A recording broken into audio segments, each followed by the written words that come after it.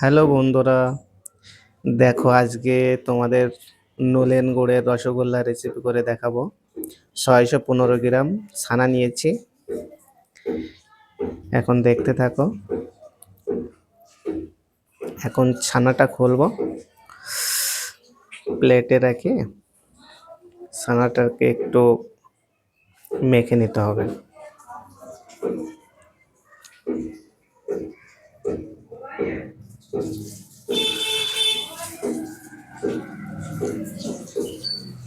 এখন দলাটা ছাড়িয়ে নেব।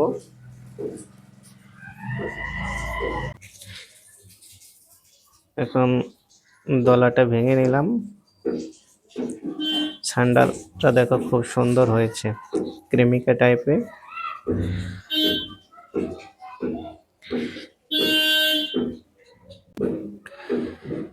আজকে ছানাটা বানানোর রেসিপিটা দেখালাম না, অন্য একটা ভিডিও করে দেখাবো। এখন ছানাটা সাইডে রেখে এখন শুকনো উপকরণ নিয়ে নিলাম। প্রথমে 4 চামচ ময়দা নিয়ে নিলাম।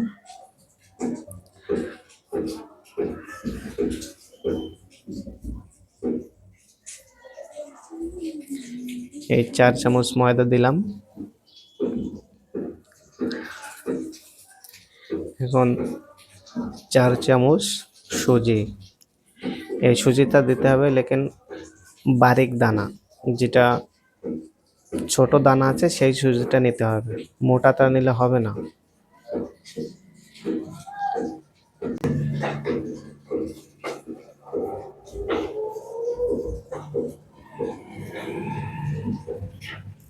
চার চামচ সুজি নিয়েছি। এখন নিয়ে নিলাম বেকিং পাউডার, 1 চিমটে দিয়ে দিলাম। এখানে টোটাল 3 চিমটে নিতে হবে। 617 গ্রাম ছানা, আর এটা ভালো করে মিলিয়ে নিতে হবে। এখন এটা ভালো করে মিলিয়ে এর ভিতরে দিয়ে দিতে হবে ঘি। আপনারা ঘিও দিতে পারেন, না হলে রিফাইন তেলও দিতে পারেন, দুটো যে কোনো একটা দিলে হবে। আমি এখানে ঘিটা ইউজ করেছি।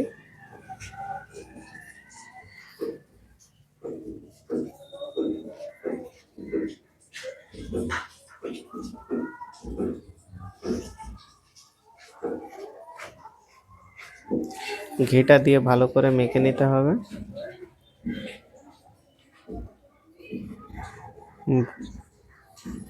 ভালো করে মেখে নিতে হবে, ভালো করে না মাখা হলে হবে না। হ্যাঁ, এর ভিতরে দিয়ে দিতে হবে 2 চামচ চিনি।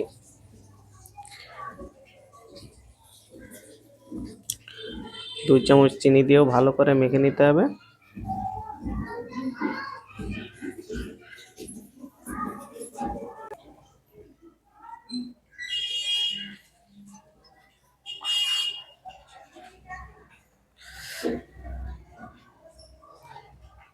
এখন মাখা হয়ে গেছে, ওটা সাইড করে রেখেছি। এখন ছানাটা ভালো করে মেখে নিতে হবে।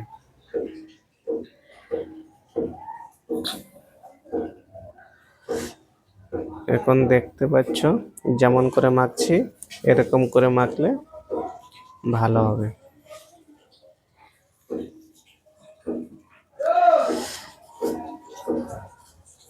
আপনারা দেখতে থাকুন, এই টিপসটা ভালো করে ফলো করলে মিষ্টিটাও ভালো হবে। মিষ্টিটা খুব অনেক সফট হয়েছিল।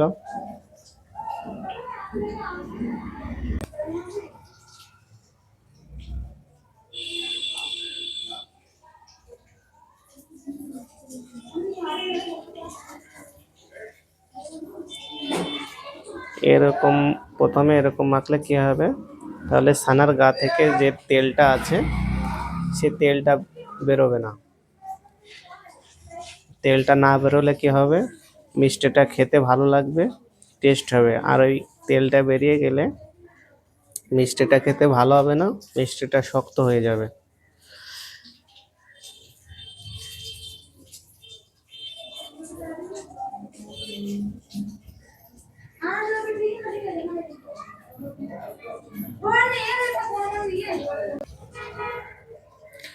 এখন থালা থেকে ওটা করা হয়ে গেছে।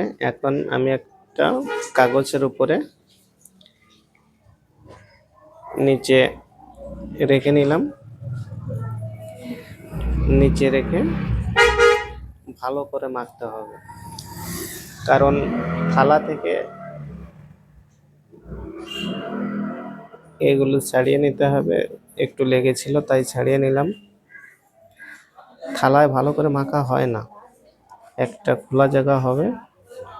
হ্যাঁ, এখন দেখো আমি কেমন করে মাখছি। ঠিক এরকম করে মাখলে কি হবে, ছানাটা ভালো হবে মাখা। আর যদি আপনারা তালু দিয়ে ডলেন তাহলে কিন্তু ছানার ভিতরে যে ফ্যাটটা আছে, যে তেলটা, ওটা বেরিয়ে যাবে।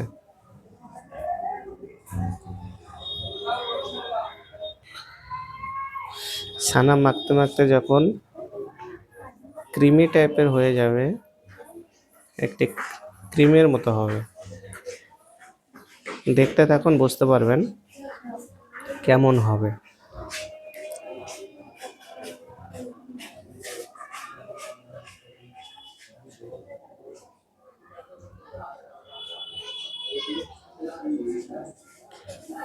হ্যাঁ, এখন দেখতে পাচ্ছেন ছানাটা কেমন হয়ে গেছে, ক্রিমি টাইপের হয়ে গেছে।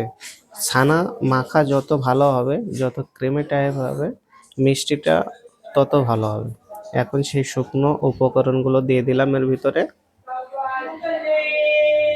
এর ভিতরে দিয়ে ভালো করে এটা মেখে নিতে হবে। এর ভিতরে সবটাই দিয়ে দেবো যতটুকু আছে।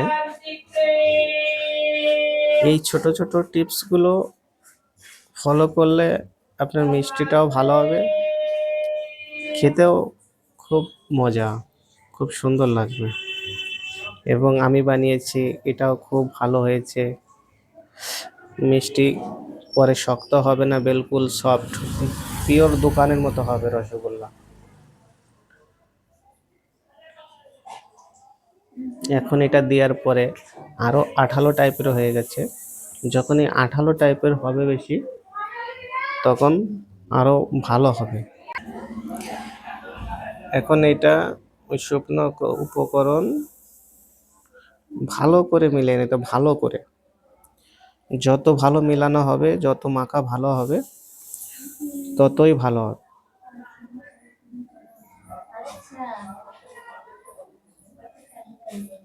দেখেন এখন আমার হাত থেকে আপনা আপ সরে যাচ্ছে, সব কিছু উঠে যাচ্ছে। এখন হাতে একটু লেগে থাকবে না।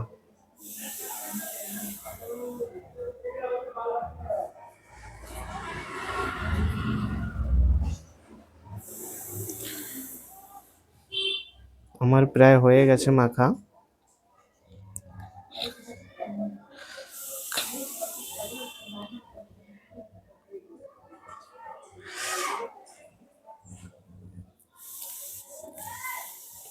যত মাখা ভালো হবে, ততই ভালো হবে।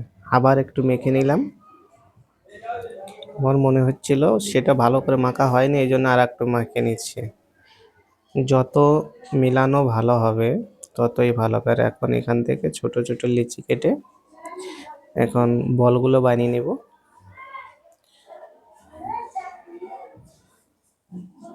এই রসগোল্লাটা খুব দারুণ লাগে খেতে, খুব সুন্দর।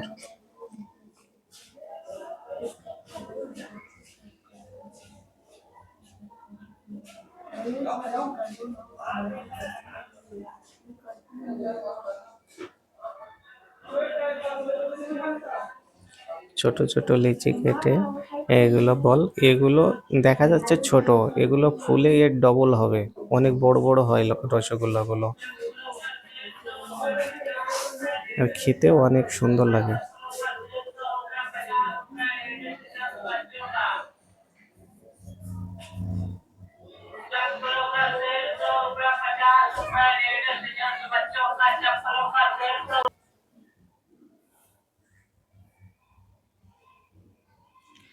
এখন বলগুলো বানানো হচ্ছে। এখন এই বলটা বানাতে হবে, কারণ বলে যেন কোনো ফাটল না থাকে, এটা খেয়াল করতে হবে। সুন্দর করে বলগুলো বানালে মিষ্টিটাও ভালো হবে। আচ্ছা, যদি ফাটল থাকে মিষ্টিটা ভেঙে যাওয়ার চান্স থাকবে। দেখুন কেমন সুন্দর করে বলটা বানিয়েছি। অনেকটাই বল বানানো হয়ে গেছে। এখন আরোগুলো বানাতে হবে। টোটাল অনেকটাই মিষ্টি হয়েছে। এখন আমি শিরাটা বানাতে চলে যাব। প্রথমে দিয়ে দিলাম একটু জলের ভিতরে নলেন গুড়, খেজুরের গুড় দিতে অবশ্যই, অন্য কোনো গুড় দিলে হবে না।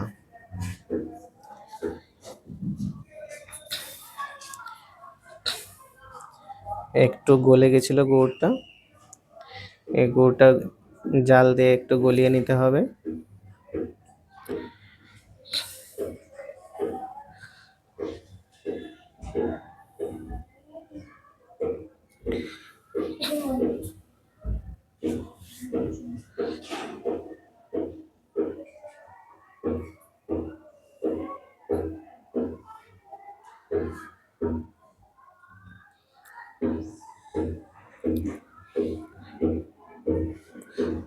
দেখুন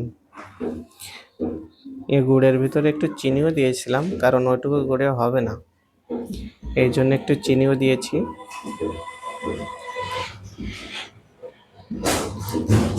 এখন শিরাটা জাল হচ্ছে, এই শিরার ফুল আছে দিতে হবে।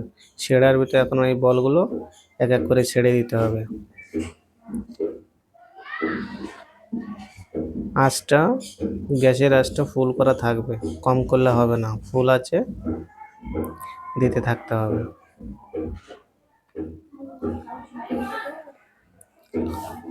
এক এক করে সব বলগুলো দিয়ে দিতে হবে।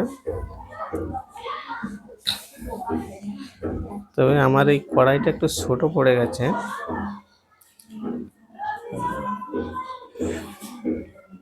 এই কড়াইটা আর একটু বড় হলে ভালো হতো। আর বলগুলো দেওয়া হয়ে গেছে, এখন এটা ঢাকা দিয়ে রাখতে হবে 5 মিনিট। এখন 5 মিনিট ঢাকা দেওয়া রেখে দিয়েছি। এখন 5 মিনিট পরে এখন ঢাকাটা উঠাতে হবে। ঢাকাতেই দেখেন কেমন চমৎকার হয়ে গেছে, ফুলে ডাবল হয়ে গেছে, বড় বড় হয়ে গেছে অনেক। এটা কমসে কম আধা ঘন্টা জ্বালাতে হবে। আধা ঘন্টা রান্না করার পর তারপর এটা গ্যাসটা বন্ধ করে দিতে হবে। দেখতে থাকুন কেমন হয়। একেবারে নরম নরম তুলতুলে রসগোল্লা হবে। এখন যেরকম নরম থাকবে পরে নরম থাকবে, মুখে দেওয়ার সঙ্গে সঙ্গে একেবারে মিলিয়ে যাবে, আর খেতেও অনেক টেস্টি হয়।